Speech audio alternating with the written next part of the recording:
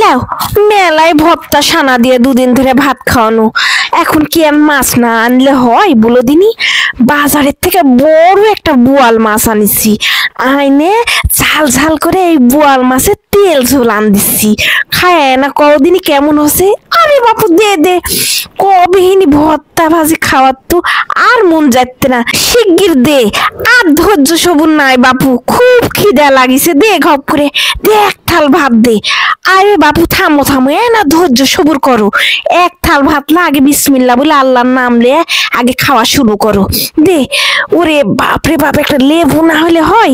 লেবু চিপে লিয়ে সাথে থাকে মরিচটাও ভিতর থেকে চিপে লিনু, এর মধ্যে ঝাল ঝাল ফ্লেভারটা, ওরে মাশাল্লাহ। খাওয়া শুরু করি, বিসমিল্লাহির রহমানির রহিম। মাশাল্লাহ মাশাল্লাহ, ওরে বাপরে বাপ, ফাটাফাটি আনতেছো তো, হেভি হচ্ছে আজকের ঝাল ঝাল বোয়াল মাছের তেল ঝোল। তো কি করে আনলো বল? পয়লা এ দেখো মাছগুলো এমনি করে কাইটে লিছি, লিয়ে আগে লেবু চিপে লিছি, ভালো করে ধুয়ে লওয়া লাগবে কিন্তু, সাদা করে ধুয়ে লিছি।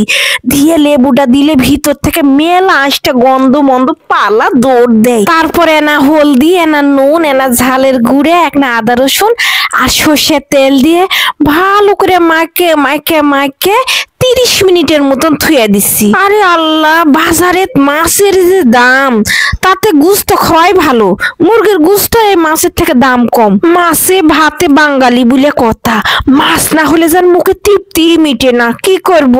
এ দেখো, তারপরে না সর্ষের তেল দিয়ে লিয়ে ওটিয়ে না কালো জিরার ফোড়ন দিনু, আর এক না শুকনে গামচি ভাঙ্গে দিনু, দিয়ে ভালো করে লাড়ে চাড়ে যখন এনা সুন্দর বাসনা ছুটবে, তখন এর মধ্যে দিয়ে দিব এনা বাটা পেঁয়াজ। পেঁয়াজ এটি বাটিয়ে দিলে বেশি ভালো হয়, তোমরা বাটা দেওয়ারই চেষ্টা করো। তে দেখো, এনা হলদি দিয়ে দিনু, এনা ঝালের গুঁড়ে দিয়ে দিনু, এনা আদা রসুন দিয়ে দিনু, এনা কাঁচা জিরে পিসা, আর এনা ধনের গুঁড়ে দিনু, আর অল্প এক না লবণ, লবণ আগেও দিছি জি। দেখুন লাড়ে চাড়ে ভালো করে ভিতর থেকে তেল বার করে নিয়ে আসা লাগবে। দেখো লাড়িতে কতক্ষণ ধরে লাড়ে চাড়ে এখন দিয়ে লিবো ওটি এনা গরম মশলা। গরম মশলা বলতে এটি এনা দারচিনি, এনা বড় এলাচ আর 2টা তেজপাতা দিয়ে ভালো করে আবারও লাড়ে চাড়ে এখন ওর মধ্যে মাছটা ঢেলে দিব, যেটা মাইকা থুসনু দিয়ে হালকা করে এনা লাড়ে চাড়ে এখন কিছুক্ষণের কেনি ঢেকে দিব। আর হালকা জালটা থুবেন, বেশি থুবেন না। দিয়ে ঢাকনাটা তুলে এখন গরম পানি ঢেলে দিনু, দিয়ে এবার সুন্দর করে লাড়ে চাড়ে আবার ঢেকে দিব, দিয়ে মেলাক্ষণ ধরে বলক তুলবো, তুলে আর না লাড়ে চাড়ে দিয়ে আবার ঢেকে দিব। দিয়ে দেখো এবারে প্রায় ঝোল মরা মরা হয়ে আসছে, এখন এনা জিরা ছিটে দিব, দিয়ে নামায় লিব। এ দেখো এমনি করে ঝাল ঝাল বোয়াল মাছের তেল ঝাল আন দিছি, এমন তেমন কোনো কঠিন কাজ না।